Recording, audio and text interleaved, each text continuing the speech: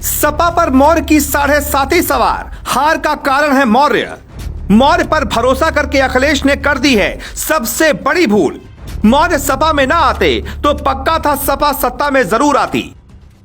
Social media पर यह photo बहुत तेजी से वायरल है। लोग कैप्शन में हंसते हुए लिख रहे हैं, चांद के पार चलो, जिसमें हेलीकॉप्टर के पास स्वामी प्रसाद मौर्य और ओम प्रकाश राजभर खड़े हैं। तो क्या अखिलेश यादव के लिए स्वामी प्रसाद मौर्य 7.5 बन गए?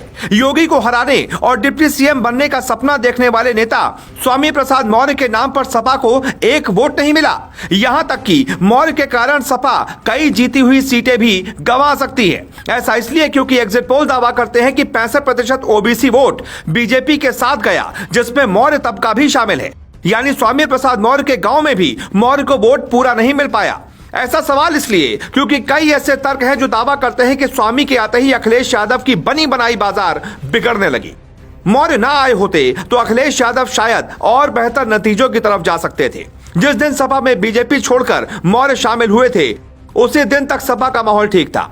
अखिलेश के मौर्य प्लान के बाद बीजेपी ने भी परिवार प्लान तैयार किया और मौर्य के बदले अपर्णा वार किया। 14 जनवरी को मौर्य सपा में शामिल हुए और इसके 2 दिन बाद से ही सपा को भारी नुकसान शुरू हो गया। वो कैसे, जरा समझिए। पहला तर्क ये कि मौर्य के आने के बाद बीजेपी ने अपर्णा को तत्काल पार्टी में शामिल करवाया।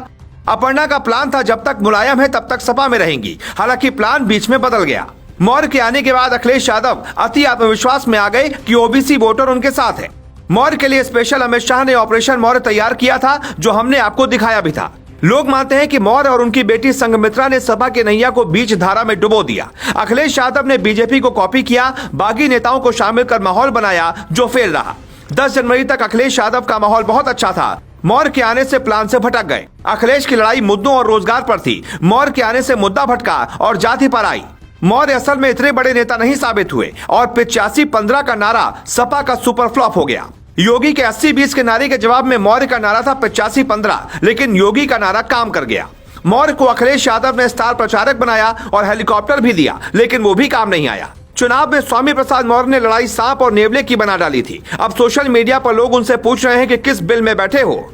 स्वामी प्रसाद मौर्य का दावा था कि वो बीजेपी के ताबूत में आखिरी कील ठोकेंगे, लेकिन फिलहाल वो अखिलेश यादव की आंखों में कांटे की तरह चुभ रहे हैं।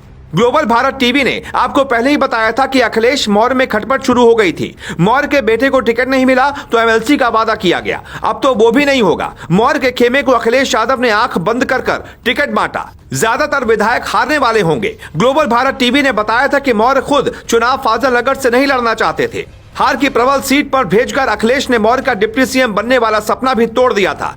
यानी समाजवादी पार्टी में मौर्य न आए होते तो सपा अपनी सही दिशा में जाकर जीत भी सकती थी। अब पछताए होत क्या जब चिड़िया चुग गई खेत। अखिलेश की मेहनत पर मौर्य ने फेरा पानी।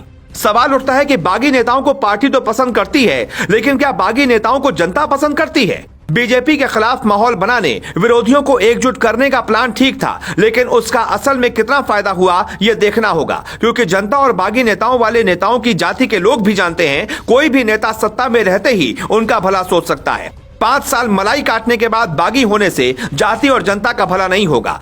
अब मौर्य के साथ बेटा बेटी सबका करियर चौपट होने से शायद ही कोई बचा पाए। Bureau report, global Bharat.